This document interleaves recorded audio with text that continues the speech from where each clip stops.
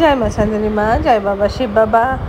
আমি চলে এসেছি আপনাদের সঙ্গে চূড়া দিয়ে হাসি খুশি ফ্যান ক্লাবে গল্প করব বলে।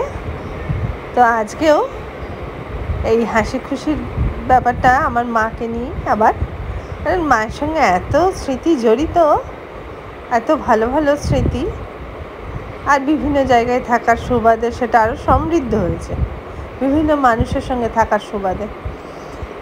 তো নেপালে যিনি সিপিডাব্লিউডির চিফ ইঞ্জিনিয়ার ছিলেন,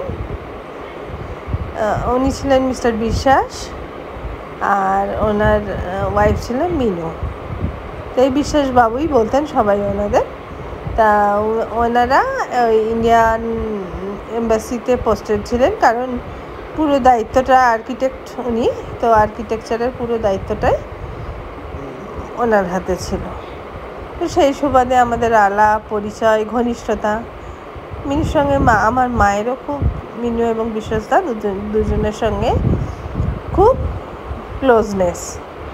তো মিনু বাড়ি চলে গেছে, তো তখন মা এসেছিলেন শান্তিপুরে। তারপরে যখন ফিরে গেছেন তখন বিশ্বাসদার সাথে দেখা হয়েছে। বিশ্বাসদা আমাদের বাড়িতে এসেছিলেন।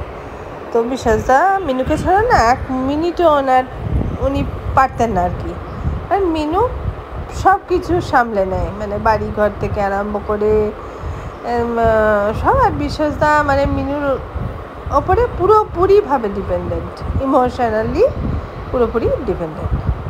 এবার মা জিজ্ঞেস করছেন কেমন আছো। মা জানে না যে মিনু যে মানে কলকাতায় বাড়িতে এসছে, মা জানতেন না। তখন বলছে মাসিমা মিনু তো চলে গেল বলে বিশ্বাসদার চোখটা ছলছল করে উঠেছে। ছলছল করে উঠতেই মা ভেবেছে মিনু বোধহয় কোনো লোকের সঙ্গে কোথাও চলে গেছে, এরকম তো আকছারই হয়। তখন মা বলছে তা কী করে হয় বাবা, মিনু কী করে চলে গেল? আর ও কী বলে গেল তোমার মতন একটা ভালো ছেলেকে ছেড়ে ও কোথায় চলে গেল? আর আমি একটা কথা বলছি তোমাকে বাবা, ও যেখানেই যাক না কেন তোমার কাছে ওর ফিরতে হবেই। বিশেষদা তো কিছু বুঝতে পারছেন না, অবাক হয়ে মায়ের দিকে তাকাচ্ছেন, চোখ ছলছল। আমি বলছি মা মিনু কারোর সঙ্গে চলে যায়নি, মিনু ওর বাড়িটা তদারকি করতে কলকাতায় গেছে। তখন মা বললো ও তাই তাই, আমি তাই ভাবছিলাম তা কি করে হয়। হ্যাঁ তুমি বিশ্বাস বললো তুমি কাঁদতেছই বাবা, বউ বাড়ি তোমার বাড়ি গেছে আবার চলে আইব, তাতে আবার তোমার কান্দার কি হলো? এই ছিল আজকের গল্প। প্লিজ প্লিজ প্লিজ শেয়ার করুন। নমস্কার।